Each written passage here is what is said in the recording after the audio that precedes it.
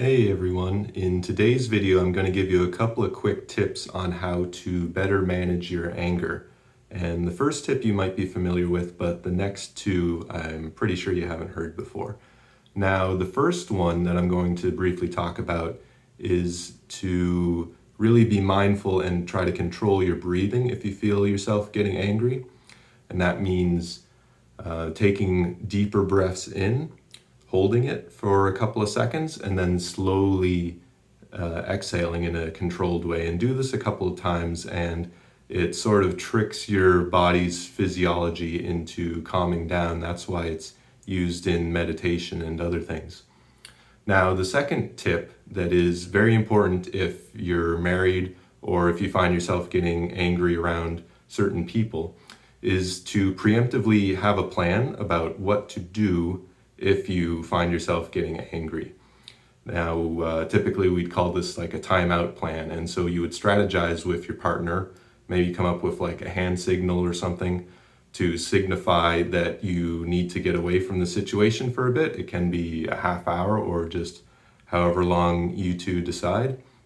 And then use that time to go and do something that you find stress relieving, like working out or taking a bath or going for a walk in the fresh air.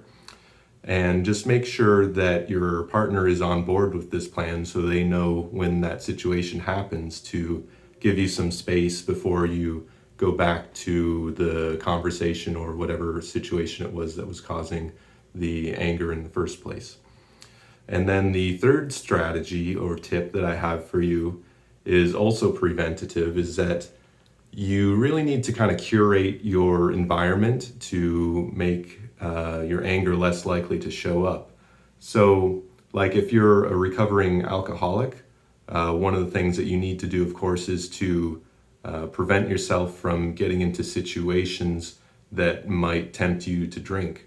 And so it's the same for anger or any other behavior that you want to change, is that you need to make sure that your environment is kind of set up to give you the best chance of success. And so with anger, maybe that means reducing certain people's impact in your life. Maybe it means different changes to your job or your career, or different changes around your house, apartment, wherever you're living, to make it less likely for you to be angry during the day. And so those are the three real tips that I have for you. And so even though anger management has been a component in my counseling center work, of course, I definitely recommend that if this is something you struggle with, I recommend that you seek more personal and specialized help. If you even want to reach me, you can send me a DM or leave a comment down below and I'll try to help you further. And that's all I have for you today, and I hope you have a great day.